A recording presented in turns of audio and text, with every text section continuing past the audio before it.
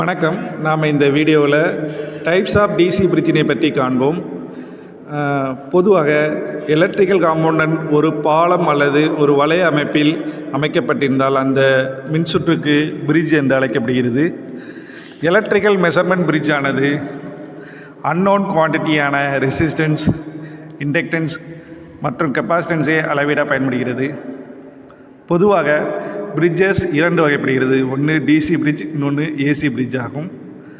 அடுத்ததாக டிசி பிரிட்ஜினை காண்போம். DC bridge ஆனது அன்னோன் ரெசிஸ்டன்ஸினை அளவிட பயன்படுகிறது.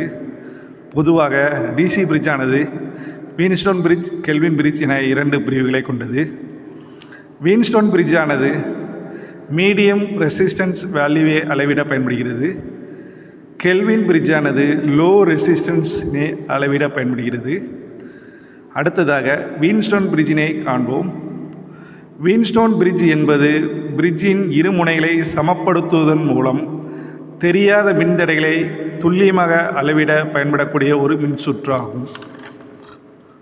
இது பூஜ்ஜியம் கண்டறிதல் கொள்கையை அடிப்படையாக கொண்டது. இங்குள்ள ஒரு கால்வமீட்டரில் உள்ள பூஜ்ஜிய மின்னோட்ட வாசிப்பின் மூலம் சமநிலையை குறிக்கிறது. இது தெரியாத மின்தடையை கணக்கிட அனுமதிக்கிறது. மேலும் இந்த பிரிட்ஜ் ஆனது 4 ரெசிஸ்டன்ஸ்களிலும் வோல்டேஜ் சோர்ஸ் மற்றும் கால்வமீட்டரை கொண்டது. வீன்ஸ்டோன் பிரிட்ஜினை படத்தில் காணலாம். வீன்ஸ்டோன் பிரிட்ஜின் அப்ளிகேஷன் ஆனது ரெசிஸ்டன்ஸ், ஸ்ட்ரெயின் கேஜ் மற்றும் டெம்பரேச்சரை அளவிட பயன்படுகிறது.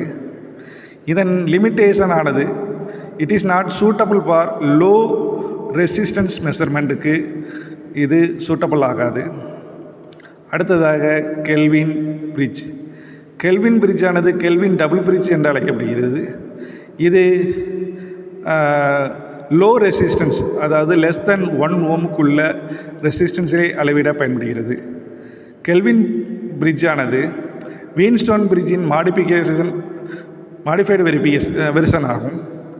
மேலும் இது வீன்ஸ்டோன் பிரிட்ஜில் உள்ள டிராபேக்கான லோ ரெசிஸ்டன்ஸ் வரையினை அளவிட பயன்படுகிறது.